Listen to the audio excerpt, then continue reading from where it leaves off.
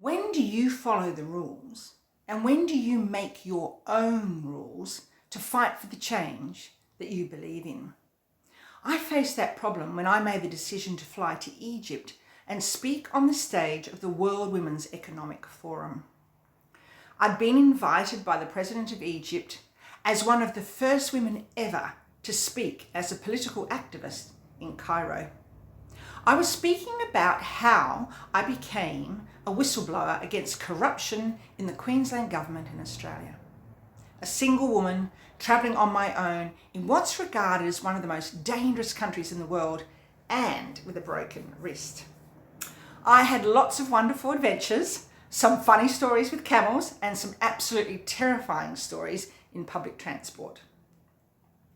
I want to tell you about the time I was leaving the country and how I got into a really, really tight spot.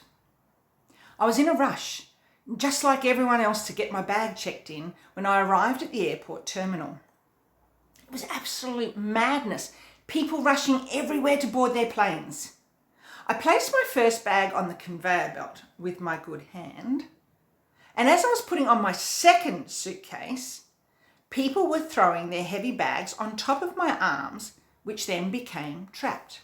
And before I knew it, I couldn't pull my arms out for the sheer weight of all the luggage on top of me. In Cairo, the luggage conveyor belts travel upwards in the air, and I was being dragged along the floor until I became airborne, hanging off the side of the conveyor belt by my arms, with my legs dangling down mid-air. The problem was that the X-ray machine sat right at the very top of the conveyor belt, right at the very top, and there was no ledge to climb onto, to get off. I was being dragged up over a story high from the ground and heading for this massive X-ray machine. I felt like I was in a movie or a silly cartoon. I was yelling at people below me to get me off, but they just stood there staring at me while soldiers were yelling and angrily waving their rifles in the air. I was horrified. I looked up at the X-ray machine coming closer and closer, and I felt pure panic. This couldn't be happening to me.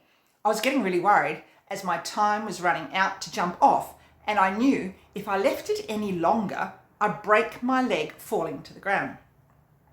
And then it dawned on me. I actually couldn't jump off. My arms were pinned under the weight of the suitcases, and there was nothing I could do to get my arms out and jump off. By then the guards had mobilised and were yelling and pointing their rifles at me. I didn't need to know Arabic to understand what they were shouting at me about. Suddenly, two people came through the terminal glass doors and they saw me. Well, how could they miss me? The whole airport was watching me.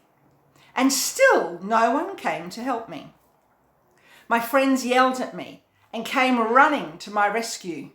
We'd all be touring on a bus together and they had recognised me.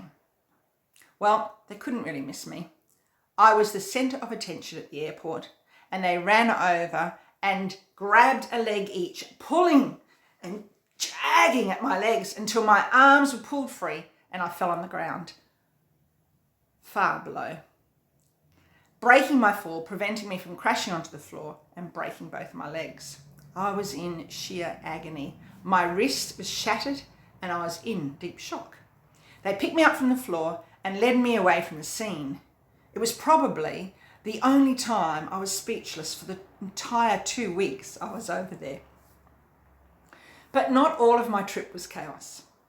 There were plenty of great times, and I met some wonderful people, and I created a lot of business by speaking as a whistleblower on government corruption in Queensland, Australia. Who would have thought? But if you want to hear more about my journey, come on over and say hello to me after this event. Give me your business cards and I'll send you a little gift. But before you go, I just want to finish off my story. If you remember, I was in Egypt speaking as a whistleblower, and before I left Australia, so many people told me not to go. They all told me that it was too dangerous, and as a woman, I was speaking about corruption, which probably wasn't acceptable from a woman in a country like Egypt. If I had listened to all those people, I would never, ever have had the opportunity to meet my new business partners in Egypt. And also, by embracing change and being true to my beliefs, I got to see one of the most beautiful countries in the world. I got to see the pyramids and the pharaohs, ride camels, and meet many lovely Egyptians. I had a journey of a lifetime because I chose to change. So, embrace change. Don't run away from it.